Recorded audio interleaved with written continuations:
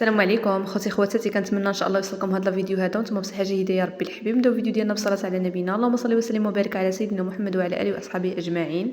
نشارك معكم طريقه في تحضير زيتون مشرمل. هنا الزيتون المدقوق او المبروش اللي حلا في الماء بلا ملح بلا والو. هنايا خيزو والشيفلور واللفت، غير خيزو والشيفلور واللفت اللي سلقتهم واحد نص سلقه. كما كتشوفوا معايا هنايا خديت الحامض مقطع واحد 3 ديال الحامضات صغارين، وهنايا فلفله. هاد الفلفله هذه النيت اللي كتشوفوا هذيك انا طحنتها وغادا نديرها. هذيك النيت اللي كنقول لكم هي اللي طحنتها وغادا نديرها في الزيتون. هنايا خديت الربيع وواحد المعلقه معلقه كبيره مع مراش ديال الهريسه، الخل وعصير الحامض.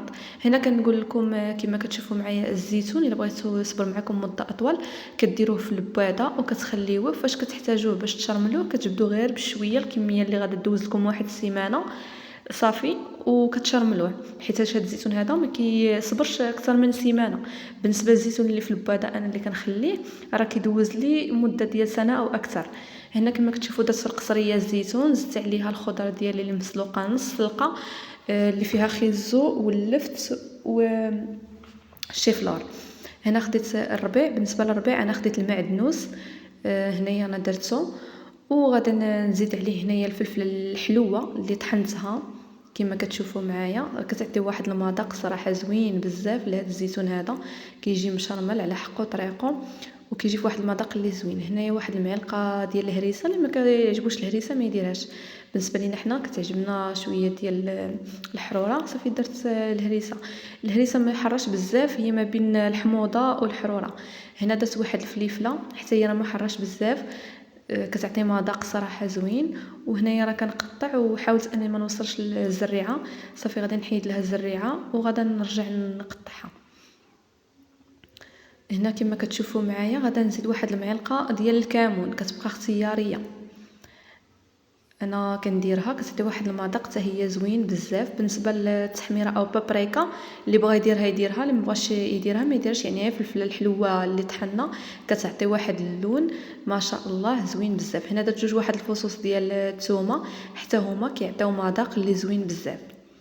صافي هنا غندوز نشرمل كلشي كما كتشوفوا معايا. غادي نزيد واحد 8 معالق كبار ديال الخل وغادي نحرك مزيان. غادا نزيد هنايا الحامض اللي مقطع. بالنسبه للعصير ديال الحامض غادي نخليه حتى من بعد. هنا غادي نحرك كلشي مع بعض وغادي نخلي داكشي من بعد. حتى الملحه غادي نخليها حتى من بعد.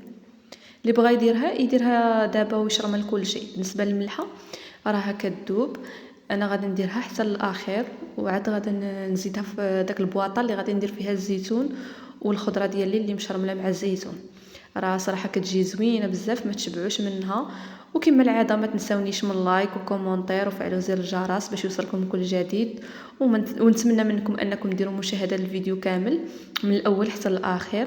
هنا كناخذ واحد البواطه اللي مغسوله مزيان وعاد غادي ندير فيها الزيتون ديالي. هي الا كانت ديال الزاج تكون من الاحسن، ولكن انا ديال الزاج عندي ما متوفراش، درت هذه ديال البلاستيك حتى هي محكمه الغلق وراها كتحتفظ لينا بالزيتون. انا هاد الزيتون هذا راه غادي يدوز لي تقريبا غير سيمانه.